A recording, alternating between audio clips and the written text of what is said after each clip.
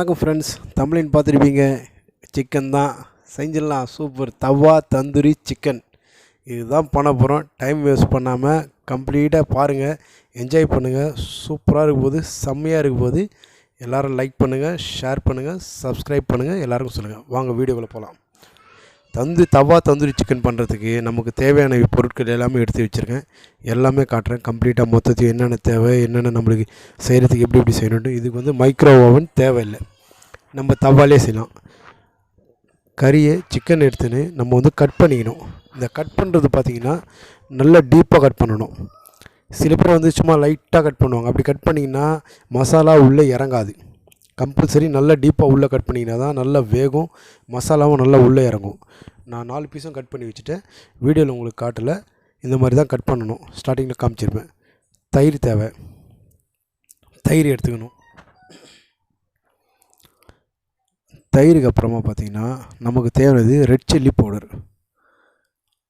Red chilli powder போட்டுக்கணும். Red chilli பவுடருக்கு அப்புறமா மஞ்சள் பவுட்ரு. இது வந்து உடல் ஆரோக்கியத்துக்கு ரொம்ப நல்லது. நோய் எதிர்ப்பு சக்தி இருக்குதுல. மஞ்சளும் கலந்துக்கணும். கார்லிக் மசாலா, இந்த கார்லிக் மசாலாவும் கலந்துக்கணும்.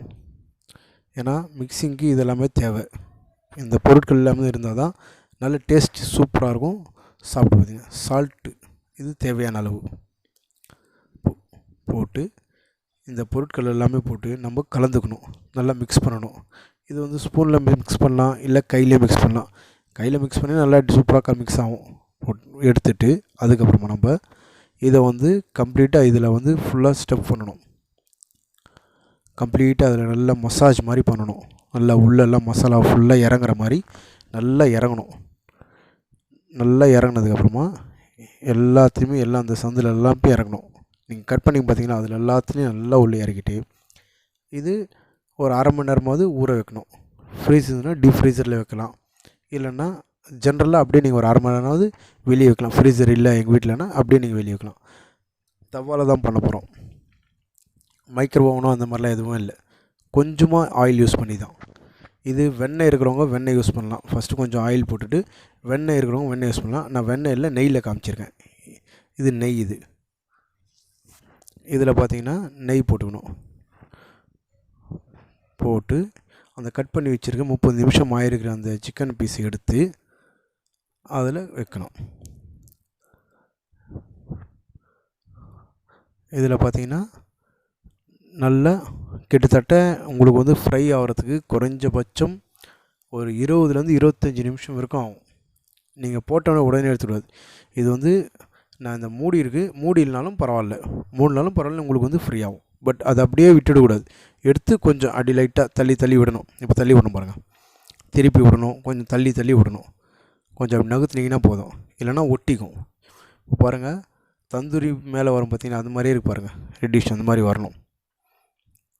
கொஞ்சமாக ஆயில் யூஸ் பண்ணுங்கள். ஏன்னா நிறைய பேர் வீட்டில் வந்து ஆயில் யூஸ் பண்ண மாட்டீங்க. ஆயிலில் பொரிச்சு எடுத்து சாப்பிட முடியாது சொல்லுவாங்க, டாக்டர் சொல்லுவாங்க. அந்த மாதிரி ப்ராப்ளம் இருக்கவங்களுக்கு இது வந்து யூஸ் பண்ணலாம்.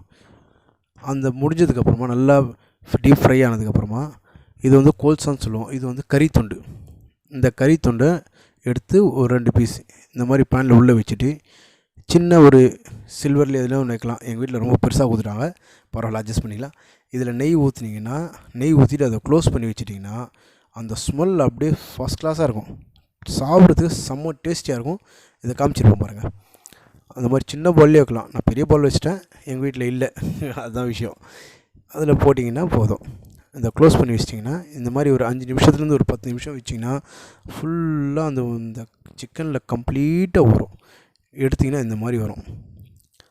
இதுக்கப்புறமா எடுத்து சாப்பிட்டிங்கன்னா செம்மையாக இருக்கும். இந்த வீடியோ பிடிச்சிருந்ததுன்னா லைக் பண்ணுங்கள், ஷேர் பண்ணுங்கள், சப்ஸ்கிரைப் பண்ணுங்கள், எல்லாருக்கும் சொல்லுங்கள்.